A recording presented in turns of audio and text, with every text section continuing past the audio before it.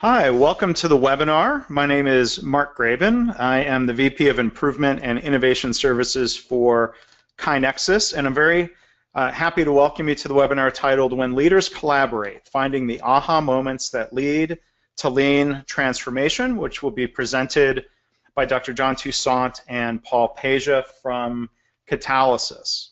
So before I introduce them and hand off to them for the presentation, let me just cover logistics real briefly.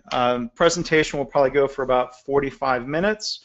We will leave time for Q&A at the end, and I would encourage you at any point during the webinar, if a question occurs to you, please go ahead and enter it into the questions box in the GoToWebinar control panel.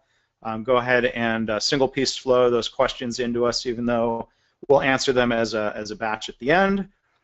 If you want to download the slides to take notes, you can either look under the handouts section of the control panel, or in the chat box you'll see a link to SlideShare where you can view and download those slides.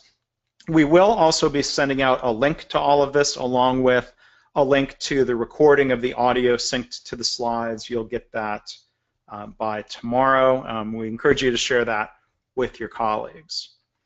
So I want to introduce our presenters today. Again, they're coming to us from Catalysis. They're going to tell us about the organization and what they're doing to help encourage collaboration. First off, Dr. John Toussaint is the CEO and founder of Catalysis. It was formed originally as the ThedaCare Center for Healthcare Value. John is one of the foremost figures in the adoption of lean principles in healthcare. Previous to founding Catalysis, John was the CEO of the health system ThedaCare. I first met John at a conference, I believe, back in about 2008. That was a couple years into ThedaCare's lean journey, and John was already doing a lot to help share what they were learning and furthering lean healthcare more broadly.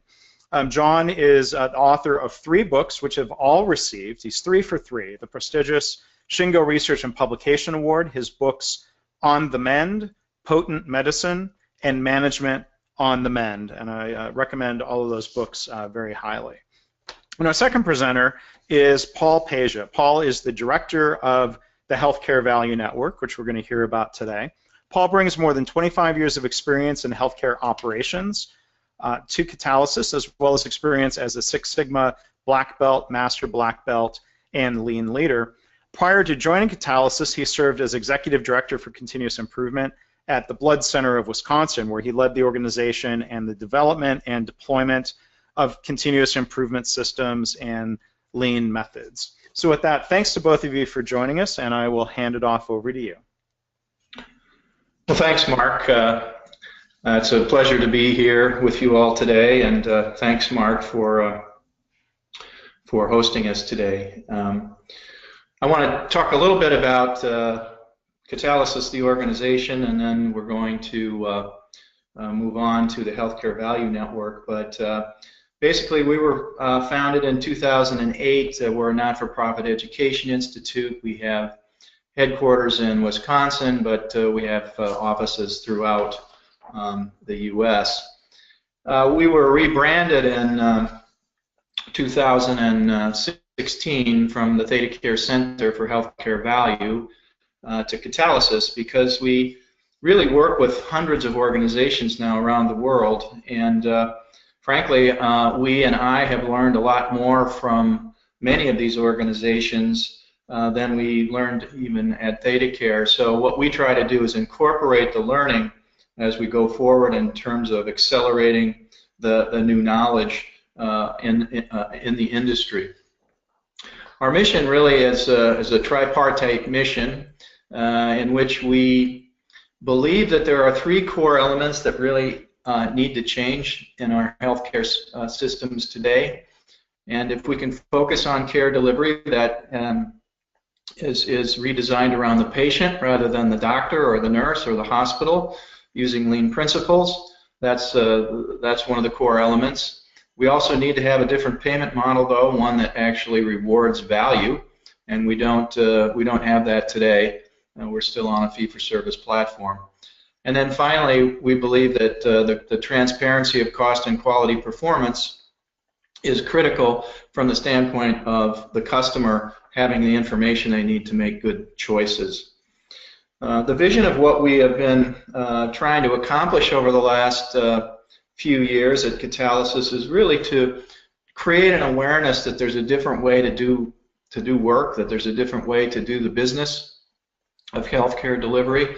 Once that awareness is clear that the lean method actually works in healthcare, then what we do is help people to discover and experiment with the principles and the systems and tools. Then we start to get people to collaborate with each other, and Paul is going to spend some time on how we've actually designed a very specific collaboration process for organizations to learn from each other. And then ultimately we teach. So as we learn, we become teachers. And we think that this is sort of the learning and model that can truly bring change to the industry.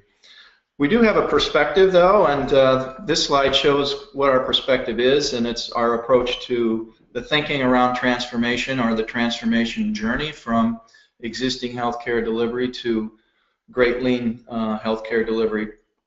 Just walk through this with you, because this is what we spend a lot of time with our network members on, is the learning around this house. And so the floor is really related to what the purpose is of the organization. So we clearly define what those true north metrics are, what the categories are, and then what the specific metrics are.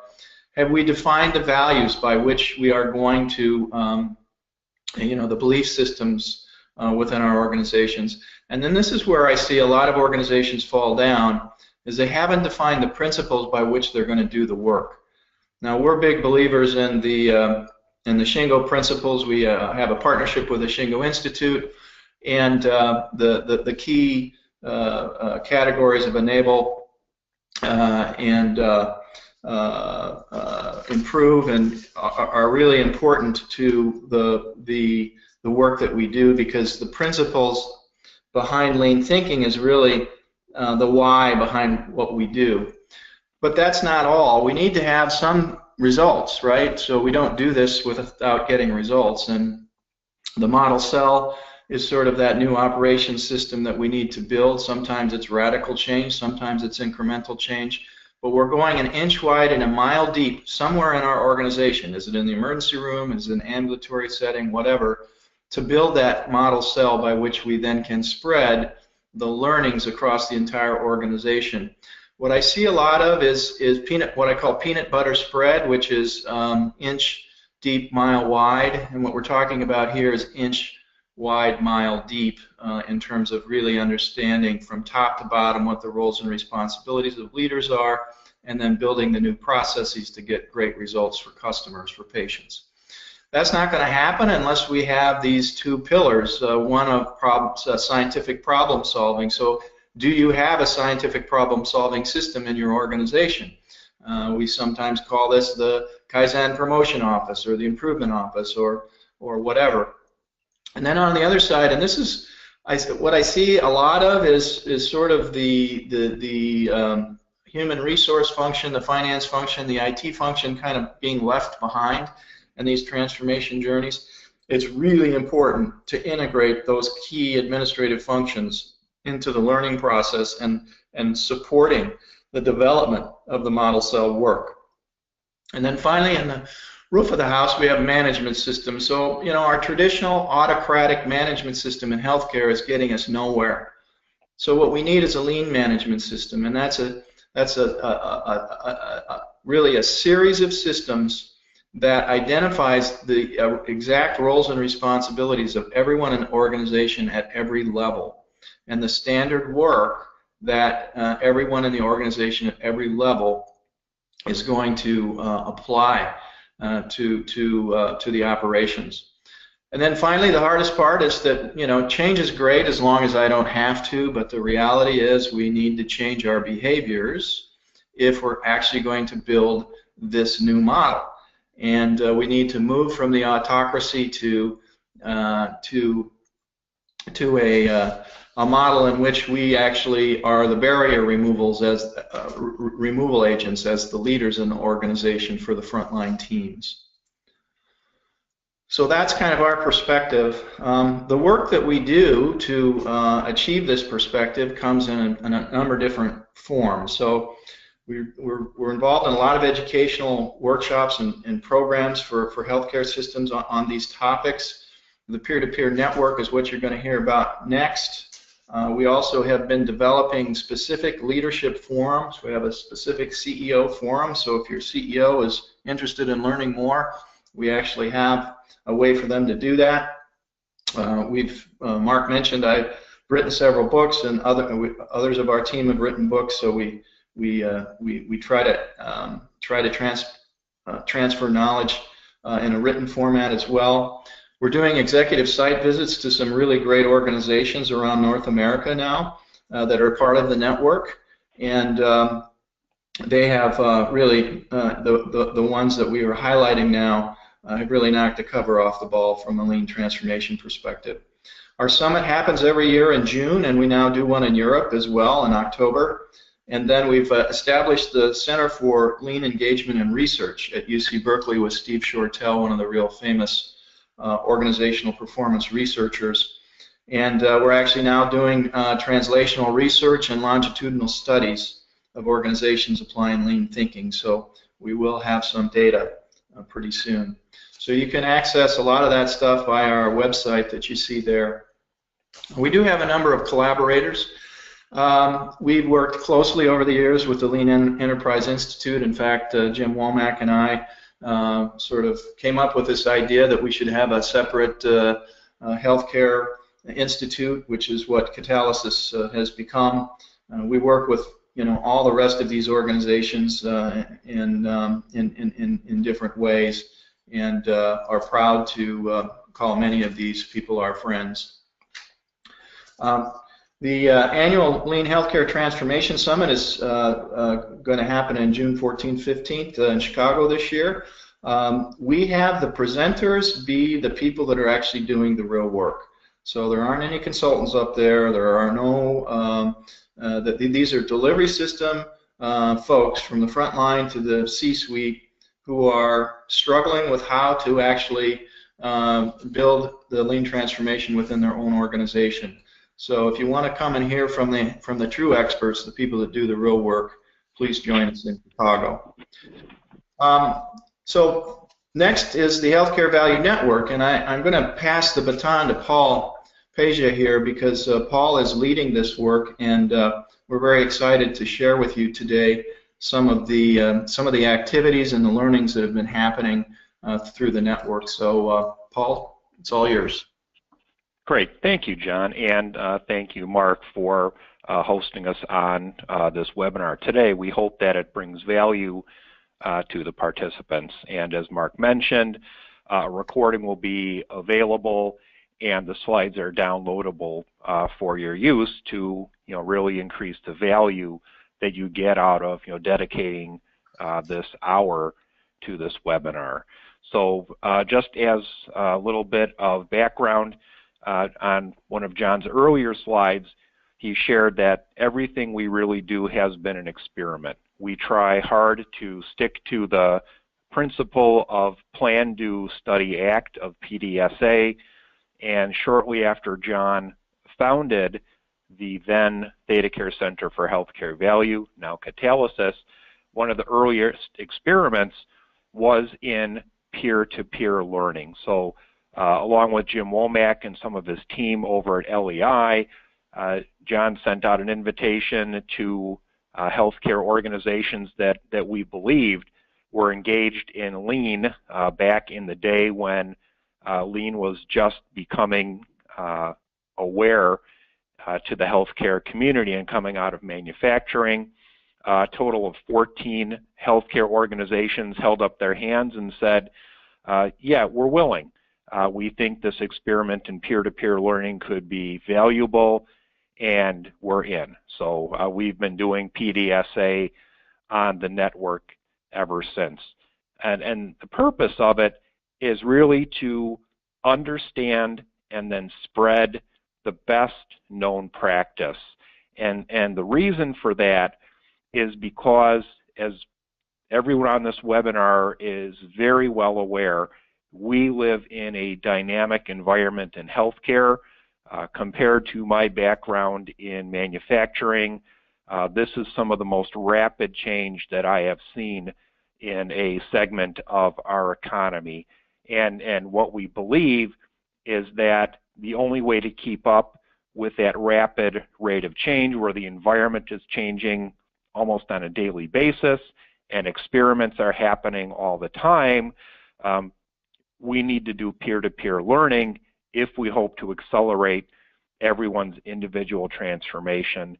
And our further belief is that if we can do this work well, that we can show the way for our larger healthcare system to change. And that, really is the mission of Catalysis, is transform the industry. So within this network, what we find are, really highly engaged healthcare leaders who are actively leading change in the organization. When John talked about some of the exemplars at which we hold our executive site visits, places like St. Mary's General Hospital in Kitchener, Ontario, the CEO and our friend Don Shilton personally leading that transformation and understanding that if he doesn't lead his organization to define the principles, establish the values, distill the leadership behaviors that are required, the change will not happen. So, one of the keys to making this change in healthcare is senior leaders understanding that they are the ones who must make the change. And that's what we tend to find amongst our more successful participants in our network. So with that, I want to dive into 3 different stories that show the value of collaboration that we've discovered through our network, and really focus in on, what are those aha moments that advance this continuum of lean transformation, with the understanding that this transformation really has no end point. One of my early learnings on my personal lean journey came from an ex-Toyota executive who shared very humbly during a presentation to guests that after 4 decades, Toyota has learned a few things about lean transformation, but they feel like they have much more to learn. And if that doesn't humble all of us a little bit, then I don't know what will. So what I want to talk about today, stories that show some of the primary benefits of collaborating with peers, give those examples from 3 different network members, and then really close with an action plan that we hope you will take back with you, not to adapt to like cut and paste, but to adapt to your unique situation and hopefully drive your own organizations and your personal lean transformation. So through the years now, as we enter year 9 of the Healthcare Value Network, what's the value we really see in collaborating and doing this peer-to-peer learning? First and foremost, in this dynamic environment, we believe that it accelerates those lean transformations within the organizations to keep up with the rapid change that's going on in the environment. And perhaps as importantly and essential to a sustained lean transformation is engaging senior leaders through peer-to-peer connections. Some of the fundamental work that John does personally is connecting CEOs to CEOs, connecting physician leaders to physician leaders in a safe environment where they can discuss their personal and organizational challenges in this very difficult work of lean transformation that requires personal change from them. And if collaboration can bring our senior leaders to the table, it's a huge win for a sustaining transformation. Another benefit, if I can learn from another organization and not trip over the same rock that they tripped over, it reduces my cost of implementation. I don't hit those pitfalls because someone can warn me. And one of the things we're very proud of within the network is that people are willing to share the good, the bad, and the ugly in an environment that's frankly safe, and in my years of experience is not always evident in the private sector. And when we get network members, they're lean leaders joining from the private sector and coming into healthcare, what they frequently express is that they've never been in such an environment where there's open and honest sharing of successes and failures. So 3 different examples to demonstrate these aha moments to you. First, we have sponsor members within the Healthcare Value Network who bring some very special expertise to the table. And we'll talk about how our friends at HealthEast up in the Twin Cities have brought them in to help design what they call the Clinic of the Future. Next, we'll talk about that left side pillar that John shared in our transformation house, and that is bringing the finance team to the table through revenue cycle collaborations. And that story will include our network members and friends at Intermountain Health and over at Cleveland Clinic. And then lastly, we'll talk about, frankly, a real hotbed of lean transformation in healthcare in Indianapolis, where they host a lean coffee to invite not just network members, but other local interested lean parties to come to the table for a lean coffee and share their successes and failures. So we'll go through these one at a time, and I'll try to highlight the aha moments that forwarded the members' lean transformation. So first, let's take a look at our friends up at HealthEast in the Twin Cities. I mentioned that we have sponsor members of the network that bring some very special skills to the table. So the architects, HGA, and the furniture and interior environment people, Herman Miller, along with some guests from an organization some of you may know called EPIC, came together at HealthEast's invitation in a series of learning cycles to really understand what does the future of ambulatory care look like. So HGA has some very advanced thinking in 3P, Herman Miller in design practices, EPIC with their special knowledge about EHRs, came together with a clean sheet of paper and a couple of 10,000 square feet of empty warehouse space and started mocking up what a clinic of the future could look like with an aggressive target of reducing an old facility of about 20,000 square feet to 15,000. Through their collaboration, they actually reduced that 20% beyond their target to a little over 13,000 square feet, reducing the cost of this new construction and frankly making a better patient flow. So what's the aha moment? The aha moment that we can take home is that looking outside of our own healthcare provider systems can bring not only fresh eyes to the table, but also advance thinking that frankly doesn't exist yet in healthcare. I would venture to say that if I just took a look at 3P as one of the systems for lean design, we in healthcare are fairly early in that thinking. So bringing in an expert like HGA who cuts their teeth on 3P every day is a huge win to bring new knowledge into healthcare.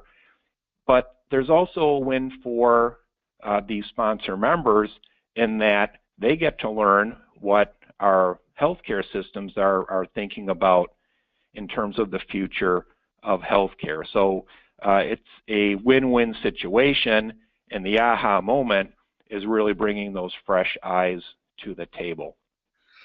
So next story we want to talk about is revenue cycle, and you know, the criticality of this, as all of us are painfully aware, reimbursements, in case anyone is not aware, are not going up. In fact, they are going down, and revenue and cost pressure, it frankly is becoming almost brutal within our world of healthcare, with the demand that quality not be decreased one iota, and in fact it must increase as well. So I'm going to go through a series of slides that give us some of the why, some of the what, and then what did that work lead to. So as John shared in our transformation house, bringing those core functions, IT, HR, finance, to the table is one of the pillars of transforming an organization to make it a lean organization. And frankly, as the bank robber Willie Sutton was attributed to saying many years ago, he robs banks because that's where the money is. So there's money in the revenue cycle, and therefore it's a place for us to look to gain efficiency.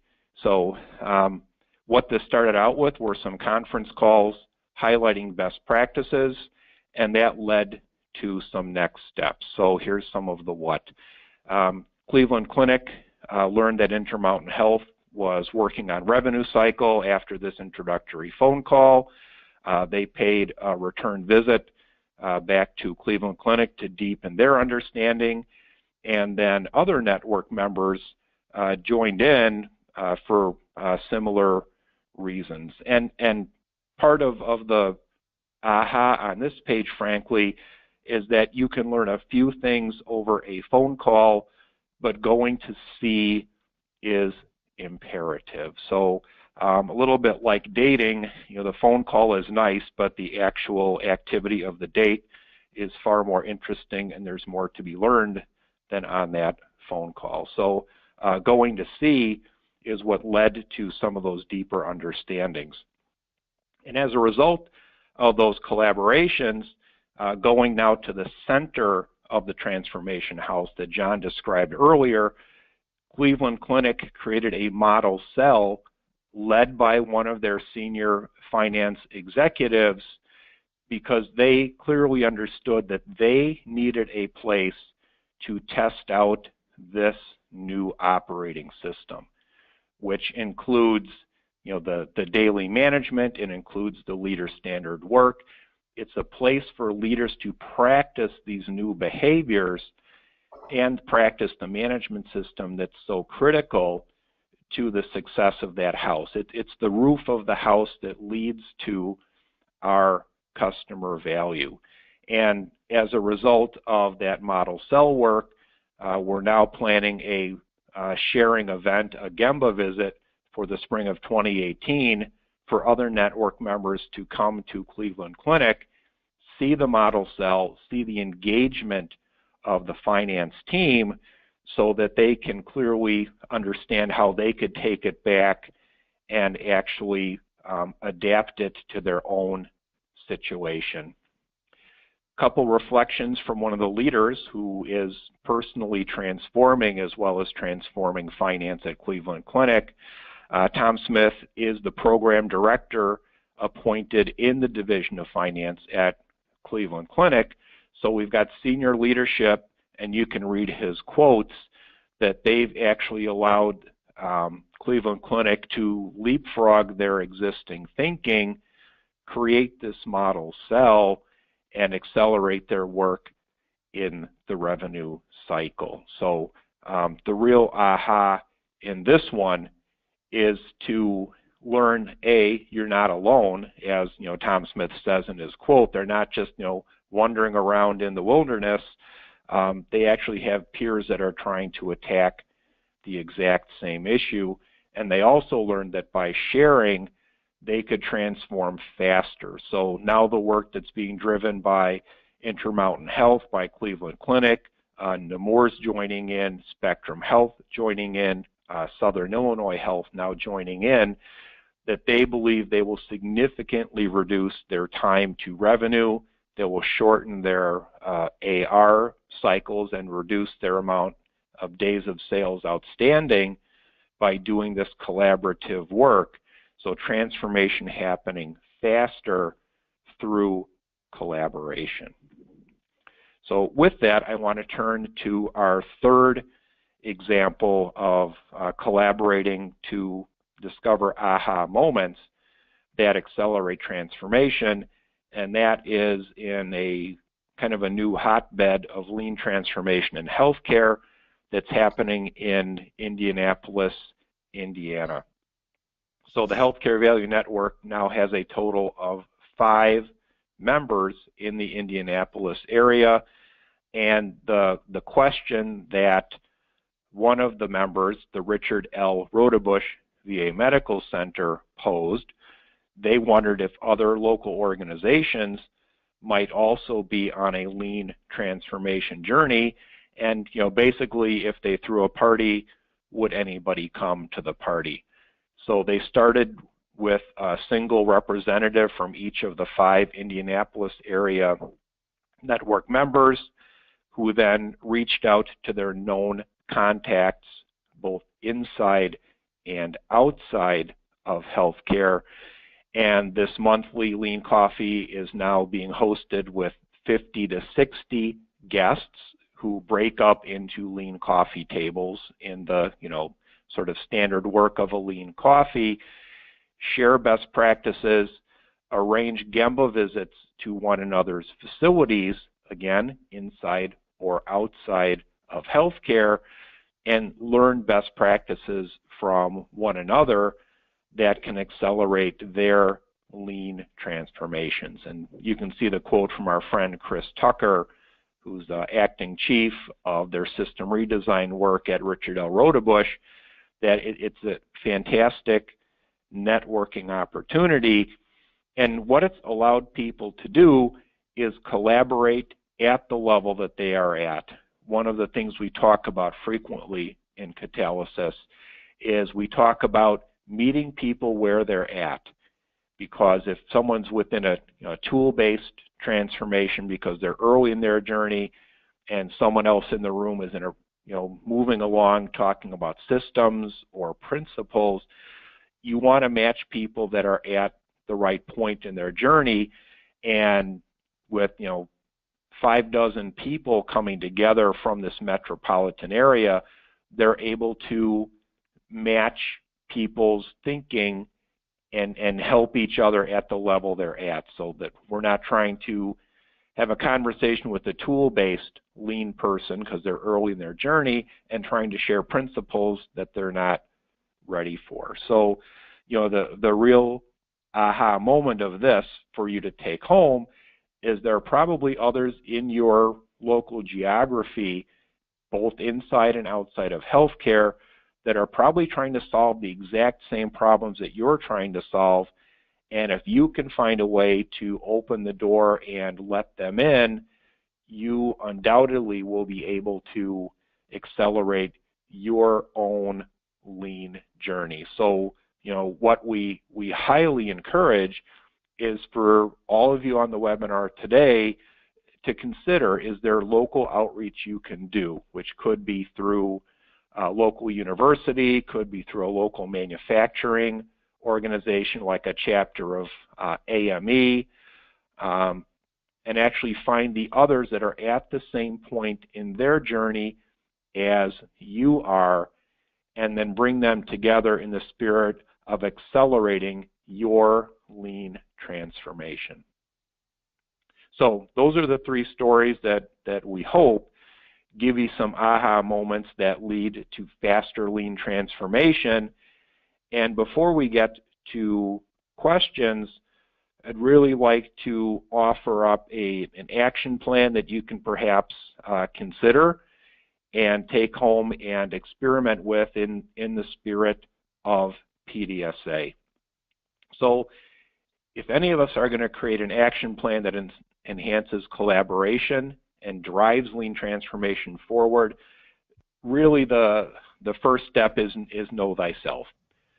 A well-developed lean transformation, A3, where we are deeply thinking about what's our history and background, what's our current condition, what's the target state we want to achieve, and therefore, what are the gaps when we compare future state to current condition. We believe that that puts you in a good position to go out and collaborate. So, step number one, really know thyself, understand where you're at within that lean transformation, and whether you use as a guide the transformation house that John shared earlier, or you use some other framework, knowing where you're at within that framework puts you in a good position to collaborate with others. Once we know ourselves, then the next step is to really understand outside your organization, what does your network look like? So whether it's the healthcare value network that we lead here at Catalysis, or it's some other local network like Indianapolis has with their lean coffee, or in the San Francisco Bay Area, there's a monthly learning session that has rotating leadership in the Bay. Really develop and maintain a rhythm of collaboration. In Indianapolis, they've got a monthly calendar. It's open to all the local folks in lean who have held up their hands to say we're interested, and every month some number of them get together, share their best practices, share their best failures, and try to meet one another where they're at, all in the spirit of driving their lean transformation forward. And then as a third step, and perhaps one of the more difficult steps within any lean transformation, is the Toyota term of Yokoten, of sharing what are the best practices, what have we learned.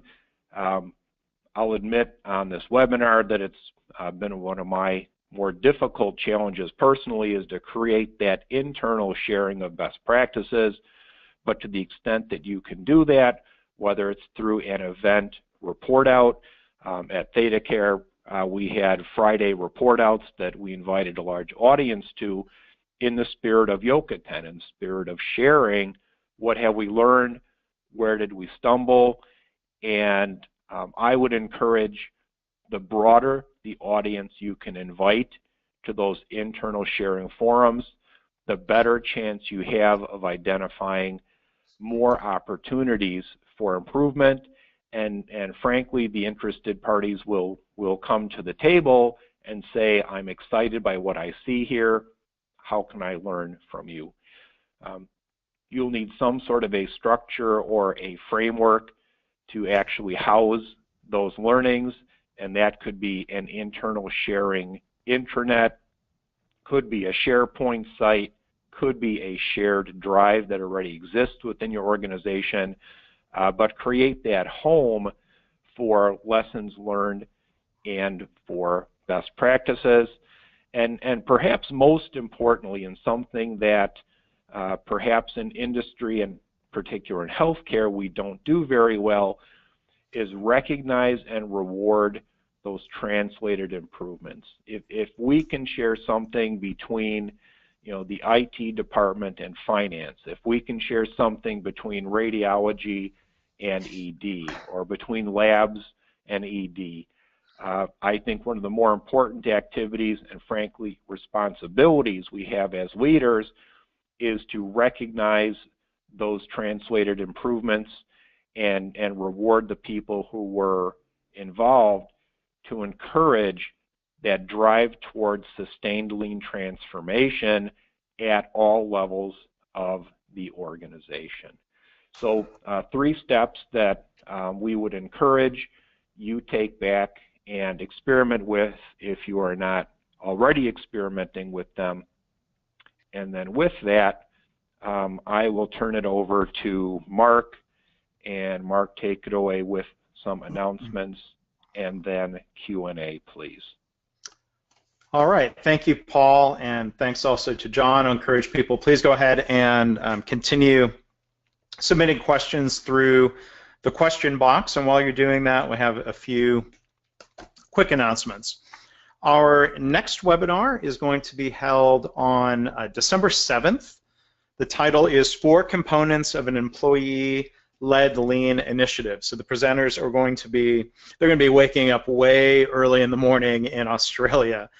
Simon Murray and Benny Osmus from a consulting firm called Big Change Agency. They're going to be talking about this general idea of employee-led lean initiatives. They're going to be sharing case examples from manufacturing and other settings. So I would encourage you to register for that regardless of the industry you work in. I think there will be a lot of good lessons shared there. You can register for that by going to KaiNexus.com/webinars, and we are going to be announcing probably in December some of the early 2018 webinars. We're going to continue doing these on a monthly basis. If this happens to be the first KaiNexus webinar you've attended, you can catch up on our past webinars. If you go to KaiNexus.com/webinars, click on the icon for the webinars on demand. There is quite a library there of webinars, some of them presented by myself or others from KaiNexus. Some of them are presentations by our customers sharing their lessons learned as people do at the Lean Healthcare Transformation Summit, the real practitioner lessons. And we also have some other authors and thought leaders that have done webinar presentations over the past couple of years. So you can check that out. We have a lot of content on our blog. If you go to blog.kainexus.com, you can check that out. And we also have a podcast. If you go to KaiNexus.com/podcasts, you can subscribe in most of the usual places you might find a podcast. If you want to re-listen to the audio of today's webinar, we always publish that through the podcast feed. We publish previews of upcoming webinars, as we did recently with John and Paul. There's a lot of interesting content there. I would encourage you to check that out as well. And as we go through Q&A, you can see contact info for John and Paul. John, welcome to Twitter, by the way. Thank you. You see you there. Paul has been on Twitter for a little while. You can contact them, you can email them, and would encourage you to go to their website, createvalue.org. We had a couple questions, and I think there's a short answer to these. Somebody asked about network membership, and then someone else asked about the summit. Which of those is open to organizations and which is open to individuals? Paul, if you could address that briefly. Yeah, I'd be happy to. So the summit is open to all comers. The one caveat is that to create an intimate experience and really get value out of it, we do limit attendance, and it does pretty much sell out every year. I believe in Chicago this year we have the capacity for about 650 guests. So you can contact me directly, and I can send information on how to register for the summit, or you're welcome to go to createvalue.org, and you can find a link to register for the summit June 14th and 15th, 2018 in my hometown of Chicago. As far as the network goes, we certainly have a process for assessing value for joining the network, and we very much like to invite new members that would get value out of a membership. And I would ask you to just please shoot me a quick email offline at my email there, ppasha@createvalue.org, and I can fill you in on all the details of this really wonderful peer-to-peer learning network. And there was, kind of a related question from Gabriel from Australia. He's a physical therapist. He's read Management on the Mend. He has an interest in Lean, but he's trying to figure out what would you recommend for him or others, places to learn, other ways to learn or to try to get involved as an individual, whether it's in Australia or someplace else. Do either of you have thoughts on that? Well, I think. Go ahead, John. I think that what we're finding is that there's sort of communities everywhere in the world, and so sometimes you have to look kind of hard for it. We are building a community in Europe as well, and that's a little easier maybe to get to from Australia than the U.S. But our website is full of all kinds of learning activities. We have a number of videos. We have a number of papers that I've written and others have written. So we're always trying to update the learning materials on the website. We will be, over the next year or so, beginning to deliver some of our learning modules and workshops virtually. So if you stay connected with us, RSS feed our website, you'll get updates on those activities. So we recognize now that there's a lot of interest worldwide in many of the things that we do, and we're trying to skate to where the puck's going to be to allow a lot of our learning activity to become more virtual with a series of videos and other types of learning materials. But there's an awful lot on the website now under resources. If you go to our website, you'll find many things that I think you'll find of value. Great. Some questions pouring in. Trevor asks, in an effort to radically transform healthcare delivery and the financial viability of healthcare, what role can Catalysis play in collaborating with organizations like the AMA and state medical associations to break down barriers around issues like mid-level provider scope? Well, it's interesting.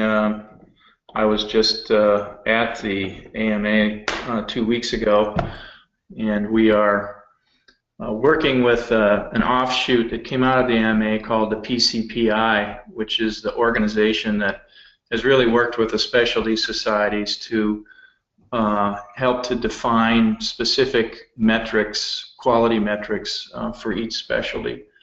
And so we're collaborating with them to try to figure out how do we bring some of our resources to the tens of thousands of physician clinics around the country that now are getting paid differently. Guess what? It's about the financial incentives, and so now they actually get paid a bonus if they're doing quality improvement projects. So we are working with the PCPI to try to figure out how we can help to deliver some of the lean thinking activities for physician groups. In addition, we're also very involved with CMS. I go there once a month, and we've been working with CMS on actually building lean systems at CMS. So we're trying to influence the industry in various ways, and trying to make different areas aware that lean thinking is available to them, and I think that we're making some headway. All right. Another question that's more on the theme of learning and sharing, question for either or both of you.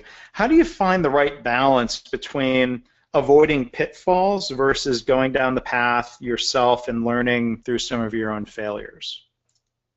Sure, I'll take a quick shot at that. Then John can certainly add from his depth of experience.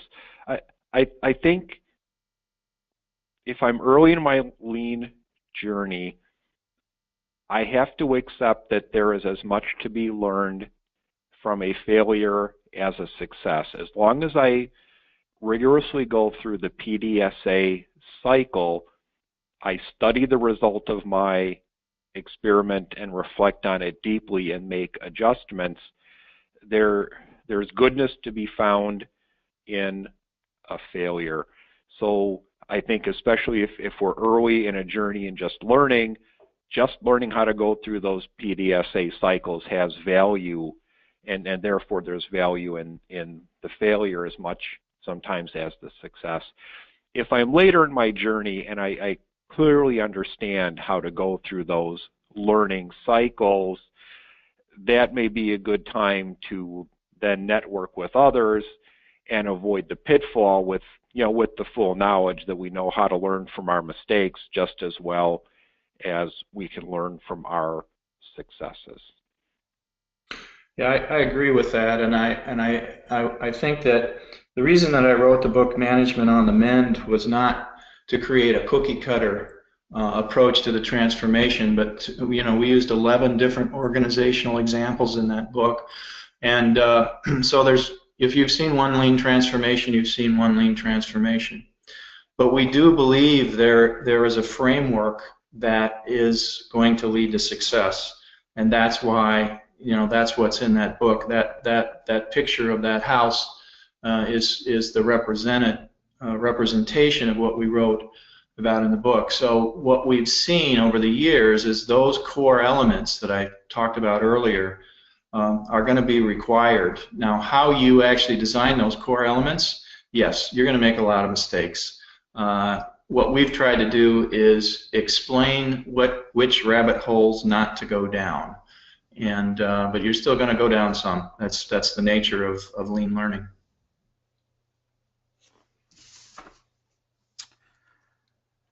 The question here from Tyler. What have you seen as being a successful way to recognize or reward translated improvements? And Tyler, feel free to follow up if you mean specifically, improvements that have been maybe adapted from other organizations. There's maybe a couple different ways of answering this, but guys, go ahead.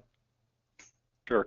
So one of the best ways that I've observed it in Gemba, in the workplace, to recognize and reward that translation is when the originating department or nursing unit comes to the place where the translation will happen to act as a coach and a mentor for that new team that's just taking on the idea from the originators.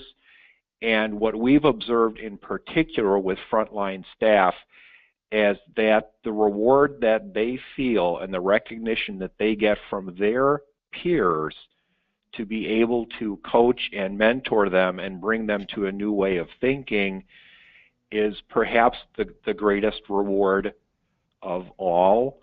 When I think of reward, I don't think in monetary terms. I go back to principles like respect for the individual, where a frontline nurse may have learned a better way to stock a supply room, and she teaches one of her fellow nursing units how to do the same thing, becomes their coach and mentor.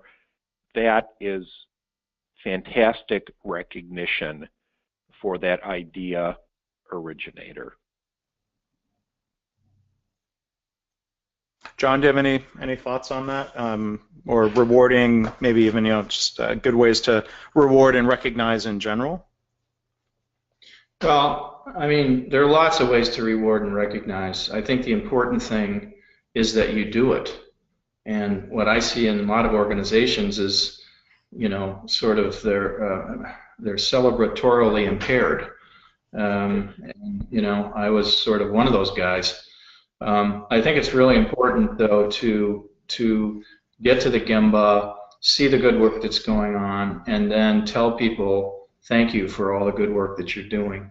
How you do that, I mean, you can set up any process you want. I've seen everything from giving out a movie ticket to having a birthday party. I think it's up to the organization, but the important thing is to do it, to actually celebrate the improvement. Well, thanks. And Tyler followed up and said, yeah, those comments were helpful. So thanks to the both of you there. Question from Heather, and I don't know the context of what industry, or you guys can answer it maybe best can within healthcare. How long does the transformation take? Is it possible to make such an estimate? Well, I mean, as we all know, cultural change is hard and it takes time. And our hypothesis is that if organizations are applying the framework that we believe works, that within 3 or 4 years you should see pretty dramatic changes. And you know, we have some examples of where that's been true within the network. So it's not like, you know, they are Toyota, okay, but they have significantly transformed their operations and the culture, and it's palpable. You can go to the front line and you can feel it, and you can see in the executive suite, you know, the focus, you know, on the True North metrics and the focus on deselecting initiatives and those sorts of things.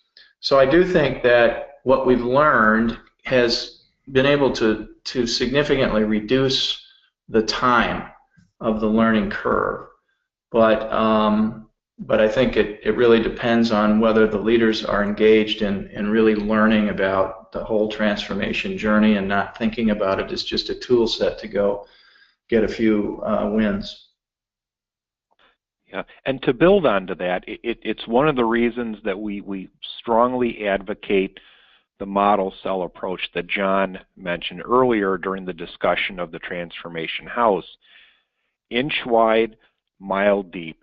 It not only gives you the safe environment in which to practice, you know, new behaviors, practice and refine the management system, but it is a way to show more rapid results in a single area that can then be used as the exemplar to spread to the rest of the organization. We believe it is a far faster and more effective approach to transformation than attempting the peanut butter spread an inch deep and a mile wide. Another question, we get another couple of questions in here. Mark asks, who do you recommend be involved from these organizations that are going through these different collaboration events and sessions?